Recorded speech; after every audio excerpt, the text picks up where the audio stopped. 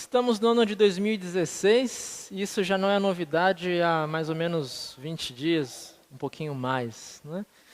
Mas, apesar de não ser novidade, nós temos notícias novas. Vamos ver se são notícias novas. O próximo slide.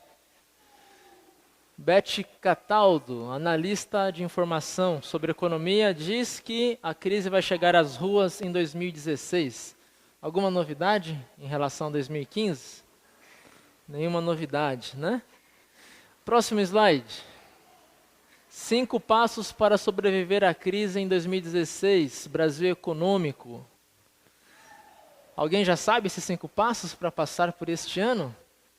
Não são nenhuma novidade também os 5 passos para passar a crise. Aliás, esses 5 passos servem para qualquer época da vida. Primeiro passo, economizar. Mesmo quando você tem dinheiro sobrando, economizar. Lembra a história da formiga e da cigarra? Por que a cigarra passa fome no inverno? Porque só canta, não guarda nada. Né? Ela até ganha o dinheirinho dela ali com a música dela, mas ela gasta tudo. Ganha e gasta, ganha e gasta. E o que as formigas fazem no verão? Economizam. Vejam que aqui não é que a cigarra é vagabunda, não, ela trabalha. O problema da cigarra não é cantar. A gente vê essa história de forma errada, tá? O problema da cigarra não é cantar, o problema dela é que ela não guarda nada. Ela gasta, ela tem um trabalho legal, um trabalho bom, ela canta, ela é artista, ela ganha dinheiro, mas ela gasta tudo. E aí no inverno, quando não tem o trabalho dela, ela não pode trabalhar no inverno, ela devia ter economizado. As formigas economizam. Então, também não é novidade isso de economizar, de não usar o cartão de crédito, todo mundo sabe isso. Por que os brasileiros, nós não fazemos isso? Por que a gente estoura cartão de crédito, conta no banco? Por que a gente pega empréstimo? Pastor, empresta o seu nome? Não. Se você não guardou o seu direito, por que você vai guardar o meu nome? Né? Mário, empresta o seu nome? Não. Se você não cuidou do seu nome, por que você vai cuidar do meu? Limpa o seu nome. Eu não vou emprestar meu nome. Né? Por que nós somos assim? Por que nós enterramos os problemas? Por que nós trancamos os problemas? Sabe aquela fábula dos monstros que as crianças aprendem, né? Que se você tem medo, o que a gente ensina? Tranca o monstro no armário. A gente está ensinando a criança a não enfrentar os seus medos. Trancar o monstro no armário. Ou se você tiver medo, chama o papai. A gente não ensina a criança, se você tiver medo, você vai ter que lidar com isso algumas vezes. Às vezes você pode chamar o papai, às vezes você pode colocar ele num guarda-roupa, mas a maioria das vezes você vai ter que enfrentar seu medo. Nós ou chamamos o papai, nós adultos, ou chamamos o papai, né, qualquer probleminha, ou trancamos o problema no guarda-roupa. E um dia o guarda-roupa estoura. Por que nós fazemos assim? Essa crise de 2016 não é só desse governo, né? É a falta de enfrentar os problemas de todos os governos que nós tivemos no Brasil até hoje, desde a época do rei. Não se enfrentou os problemas. Um exemplo, né, nessa semana, o prefeito Haddad. Desculpa quem votou nele, mas eu criticaria se ele fosse de qualquer partido. Colocou ciclofaixa e já tem que meter asfalto em cima em vários lugares. Por que primeiro não reforma o asfalto e depois pinta? Não, a gente reforma depois. Não é assim que nós agimos também? Não só o Haddad, não é assim que a gente faz em casa? A gente faz remendos na vida, a gente faz remendos em casa e a gente vai deixando para depois.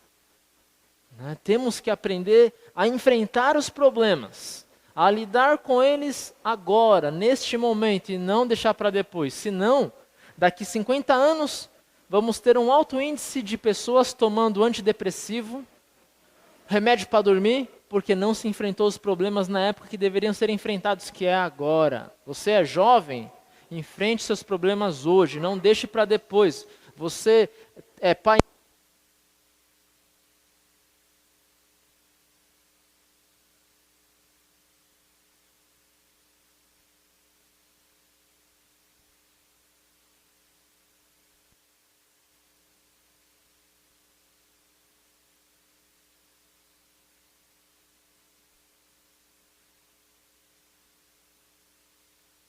Próximo slide. Ashton. Próximo slide, Ashton. Crise política derruba Brasil para sua pior posição em ranking de qualidade democrática. Ou seja, são pessoas de fora falando sobre nós, não sobre nosso governo, sobre nosso país. Uma crise no Brasil derruba o Brasil para sua pior posição em democracia, ou seja, nós estamos quase a portas de uma ditadura. Seja ela dos militares, seja ela da esquerda, seja ela, não interessa. O Brasil está quase pronto para alguém dizer, eu vou mandar aqui, vou resolver os problemas, e nós dizermos, graças a Deus, alguém levantou e vamos aceitar tudo que esse ditador diz que vai fazer. Nós não somos assim na vida também? Problema em casa, a gente não sabe sentar todo mundo e democraticamente conversar e resolver. Como que nós resolvemos? Precisamos de uma autoridade aqui. Vamos chamar o avô, vamos chamar o pastor, vamos chamar o psiquiatra. Alguém de fora tem que mandar na gente. Precisamos de um ditador na família. Precisamos de um ditador na igreja, às vezes, né? Precisamos de um ditador na vida. Alguém que fala, você vai fazer isso agora, você não vai fazer isso agora. Por isso nós brasileiros gostamos de ditadura, né? Desculpa aqueles que gostam ou gostaram do período militar, mas ditadura nunca é bom. É bom para um povo que, eu não quero fazer nada, decida por mim, mande em mim e eu faço o que vocês mandarem. Aí um povo que é assim, uma ditadura é ótimo. Para minha cachorra, a ditadura que a gente tem em casa é ótima, porque cachorro obedece uma ditadura. Eles fazem o que nós mandamos, dormem onde nós mandamos. Nós não somos cachorros. Nós não comemos a comida que mandam a gente comer. Nós temos liberdade. E por que queremos vendê-la? Por que achamos legal uma ditadura? Porque nós gostamos de ser mandados, não gostamos de pensar. Nós gostamos que alguém fale para nós o que nós devemos pensar, o que nós devemos fazer. Até que um de nós vá lá para a Coreia do Norte, para Cuba, para a China, conhecer o que de fato é viver assim. Né? Vamos adiante. Nós lemos em Neemias e no Salmo, próximo slide, Ashton. O ano aceitável do Senhor. O Senhor Jesus vai até Nazaré. É a cidade onde ele foi criado. Jesus nasceu em Belém, na Judéia, mas ele foi criado em Nazaré. Então era o bairro dele. Né? Era o Grajaú do seu Arnor. Era o Primavera do Cláudio. Conhece cada esquina, conhece cada boteco. Boteco não, né, seu Arnor? Conhece cada açougue, conhece tudo. Linha de ônibus que mudou. Ali era o pedaço de Jesus. Jesus foi até a sinagoga onde ele cresceu. E aí na sinagoga deram um livro de Isaías para ele ler, Isaías 62. E Jesus leu o texto de Isaías, olha só o texto que Jesus leu. O texto diz assim, né? O Senhor me deu o seu Espírito. Ele me escolheu para levar boas notícias aos pobres e me enviou para anunciar a liberdade aos presos, dar vista aos cegos, libertar os que estão sendo oprimidos e anunciar que chegou o tempo em que o Senhor salvará o seu povo. E aí Jesus, depois de ler, faz aquele suspense, enrola de novo o livro, rolo, né? Era um rolo. E ele diz, hoje se cumpriu este trecho que eu acabo de ler e vocês acabam de ouvir. Imagina assim, um jovem da nossa congregação se levanta e diz, eu sou o cumprimento das profecias que vocês leram hoje. Foi isso que Jesus fez. No meio lá da Dona Maria do açougue, do seu José pescador, do vizinho carpinteiro, do alfaiate da vila, do primo de Jesus, dos irmãos de Jesus, do amigo de juventude de Jesus, aquele que ele foi junto para a escola dominical. Ele se levanta e diz, eu sou o cumprimento das profecias. Jesus já estava um pouco famoso já. Não era mais só um Jesus, filho de José, filho do carpinteiro. Ele já tinha feito milagres e a fama dele chegou em Nazaré. Mas na sua própria casa, ele não passava de José, Jesus, o filho de José. Por isso, quando ele fala que ele é o cumprimento das Escrituras, é um escândalo para aquele povo. O povo estava até gostando do que Jesus estava dizendo. Mas quando ele diz que hoje se cumpriu, Aí o povo ficou escandalizado. Né? E Jesus até diz, né? Santo de casa, como que é o... Santo de casa não faz milagre, né? Em hebraico o profeta nunca é bem visto em sua própria terra. Santo de casa não faz milagre. Por que santo de casa não faz milagre? Por que a gente precisa de alguém de fora, de um outro falar? Por que é diferente um pai falar para o filho, filho, essa moça não é boa, e um de fora, um amigo, o pastor, essa menina não é legal. Por que é diferente se a palavra é a mesma? Por que santo de casa não faz milagre?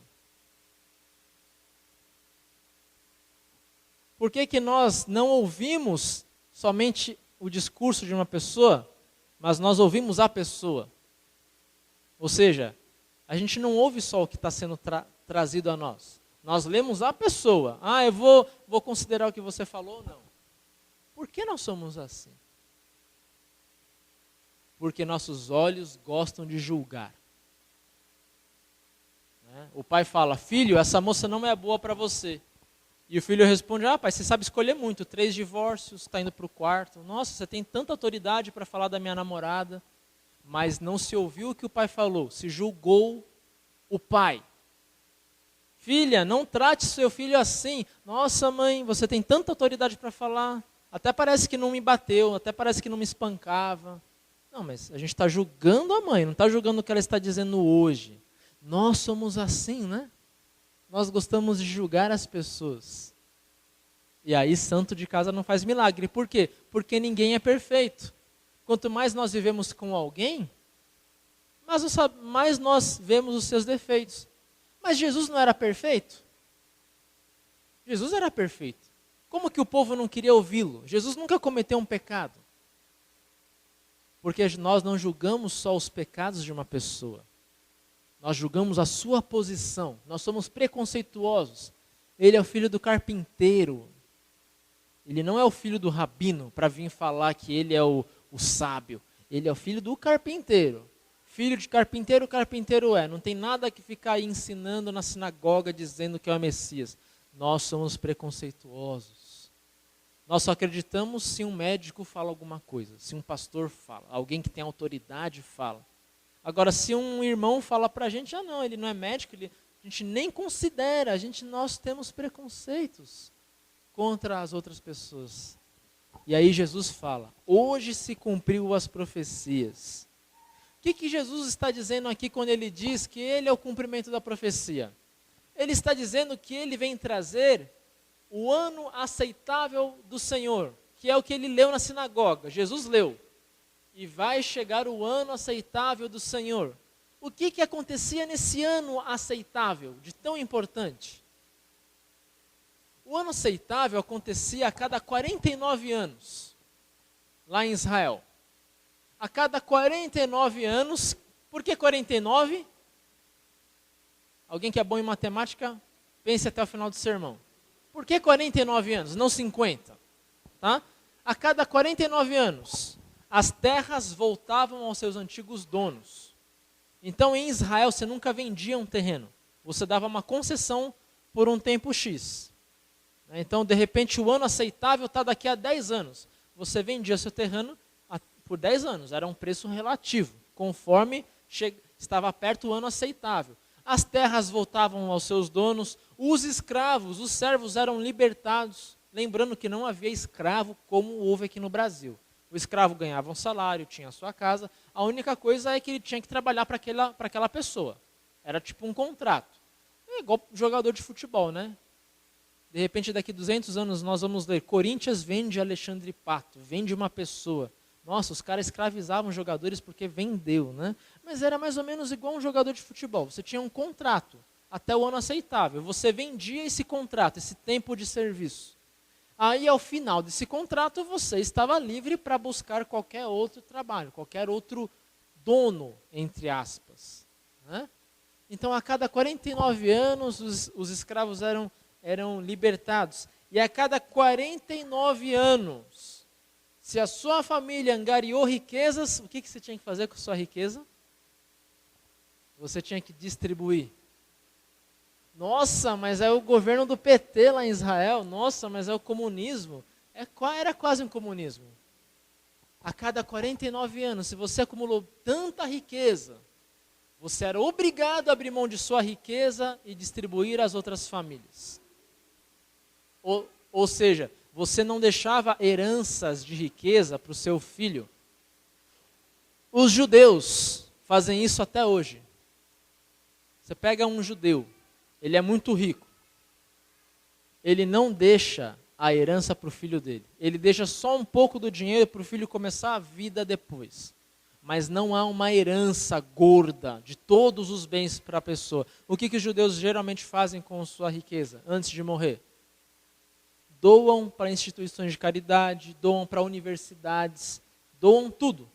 Não fica para os filhos. Por que eles fazem isso? Por causa do ano aceitável. Uma geração não pode acumular riqueza e dar para a sua próxima geração, porque isso gera círculo vicioso. Era essa a ideia em Israel.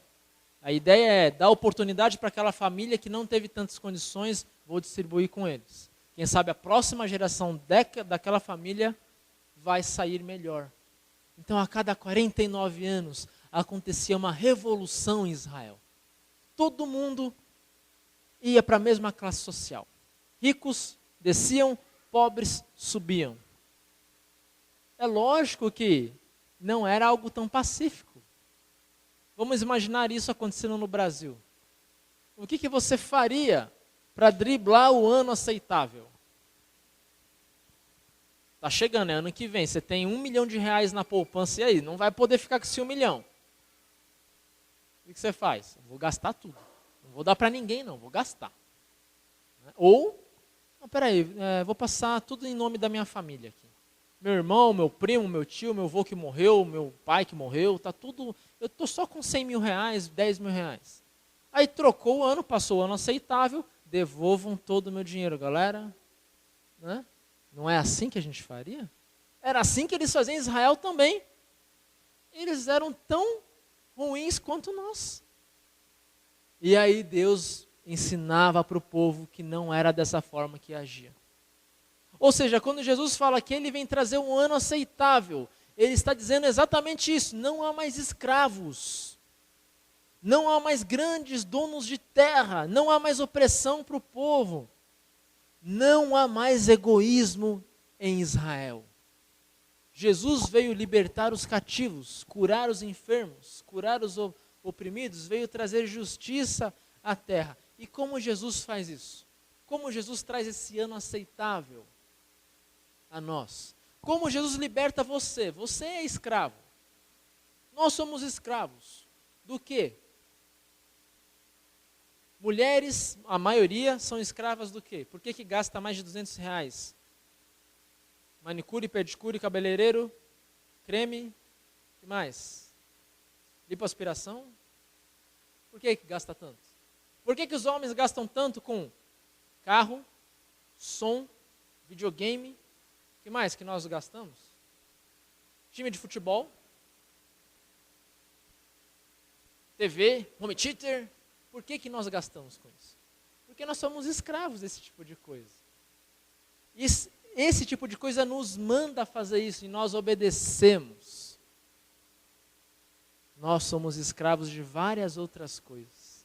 Somos escravos dos maridos, às vezes. Quando o marido fala, você não vai trabalhar fora, e a mulher fala, amém. Escrava do marido. E no casamento não tem um ano aceitável, vai até a morte separe, né? Escravo da esposa, não vai jogar bola quarta-feira, é dia de ficar em casa. Amém. Né? Escravo da esposa. Escravo dos filhos. Papai está doendo, tá bom, vamos te pegar aqui, papai vai deixar de trabalhar para ficar com... Né? Ou escravo dos pais. Nós podemos ser escravos de qualquer pessoa e qualquer coisa, até da igreja. Sabe aquela pessoa que não sai da igreja? Tem reunião, terça-feira de não sei o que, quarta-feira tem não sei o que lá, quinta-feira tem estudo bíblico, sexta-feira tem na minha casa, sábado tem que fazer comida na igreja, domingo tem culto e ainda tem reunião. Né? Escravo da igreja. Escravo, não é escravo de Deus, escravo da igreja. Deus não manda ninguém ficar todo dia aqui na igreja. Escravo da igreja, das atividades da igreja. A gente não pode ser escravo. Jesus veio nos libertar disso tudo. Se você é escravo do seu marido, da sua esposa, Jesus falou, hoje é o ano aceitável. Hoje você declara para sua esposa, não sou mais seu escravo. O seu marido, não sou mais seu escravo. Vamos democraticamente negociar. Se você é escravo da igreja, hoje você fala, minha independência da igreja. Eu vou fazer aquilo que eu posso fazer, não aquilo que eu não posso fazer. Declare a sua independência hoje, porque hoje é o dia aceitável ao Senhor. Você é escravo de alguma outra coisa? Você é escravo da crise? Muito brasileiro é escravo da crise. Ah, pastor, eu não posso dividir porque é um ano de crise, eu não sei o que vai ser amanhã. Ah, não, pastor, eu não posso fazer isso, eu não posso gastar com aquilo, não, porque é um ano de crise. E o que Neemias falou para o povo no ano de crise? Em que todo mundo estava chorando, arrependido dos pecados, emocionado com a palavra de Deus? O que Neemias falou? Hoje é o dia do Senhor, não é dia de tristeza nem lamento. Hoje é o ano aceitável do Senhor, não é dia de tristeza nem lamento. Façam festa na sua casa e reparta com aqueles que não têm. Num ano de crise, o cristão é chamado a ter coragem e repartir o que ele tem. Pastor, é um ano de crise, eu não posso repartir mais do que eu tenho. Pode. Sempre podemos repartir mais. Quando tudo está bom, é fácil repartir, é fácil doar, é fácil ajudar uma família, é fácil ajudar os pobres. Num ano de crise, é que o cristão tem que mostrar a sua fé. É que o cristão tem que mostrar quem ele é. Eu vou dar um exemplo de repartir. Vem uma esposa de pastor lá do Maranhão. Ela vai ter que colocar uma prótese aqui no quadril. É lógico que ela vai ter que ficar aqui alguns dias em São Paulo até pelo menos ganhar alta, né? E o problema é que ela não tem onde ficar, lógico. Né? Ela não pode ficar na minha casa, por quê? Porque ela não pode subir escada, óbvio. Ela vai ter uma prótese no quadril. Ela tem que ficar num lugar onde tenha banheiro, tudo num lugar bem plano. Para só ter que sair para ir para o hospital, para a consulta. Então, escada nem pensar. Né? Aí uma serva ofereceu a casa, e é lógico, esse pastor queria pagar, né? Não ia vir ficar de graça. Uma das servas ofereceu a casa. E não vai cobrar nada. É óbvio que esse pastor vai dar um reconhecimento. Né? Eu até falei para ele, não vai vir aqui, come, bebe, tchau, Deus abençoe. Não. Você também vai repartir o que você tem com essa serva. Não vai beber, comer de graça também só. Mostra sua gratidão. Mas a serva vai ganhar não porque ela pediu. Ela daria de graça. Num ano de crise, ficar com um casal por 15 dias. Quanto que essa família não vai gastar com um casal 15 dias em casa? Falta de água, pastor, não posso ter mais 2 pessoas, vai multar, porque vai ter mais 2 banhos, vai gastar. Eu vou ter que gastar mais com o mercado. A luz, pastor, bandeira vermelha, vixe, quanto que eu vou gastar mais nesses 15 dias para ter 2 pessoas em casa? R$1.000, talvez. Né? Num ano de crise. Num ano de crise, nós somos chamados a atender o 6º conselho que nenhum economista dá. O 6º conselho é: reparta com quem tem menos que você. Reparta. Divida as suas bênçãos e não seja egoísta. Se você dá desculpa da crise para não repartir, quem é o seu Deus? É o Deus de Neemias que diz: faça festa e reparta? Ou a crise é o seu Deus? Quem é o nosso Deus em 2016? É o desemprego? Não vou repartir, estou desempregado. É a crise? Não vou repartir. É ano de crise, não é dia de repartir. Quem é o seu Deus? Quem manda em você? Quem manda na sua agenda? Num momento difícil como esse? Se for a crise, meus irmãos, se for o seu desemprego, meus irmãos, eu sinto te dizer, o desemprego e a crise é o seu Deus. Viva para sempre com Ele. Viva para sempre. Case com esse Deus. É o egoísmo? É o egoísmo que não deixa você repartir, porque também tem outro lado, né?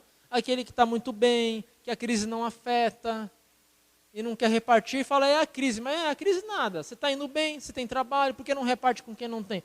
Não é a crise, aí é o egoísmo. Usa a crise como desculpa. Se o egoísmo é o seu Deus, viva com ele. Você vai terminar os seus dias como? Sozinho. Não é isso que o egoísta pede? Tudo para ele? Então ele vai terminar tendo o que ele pediu.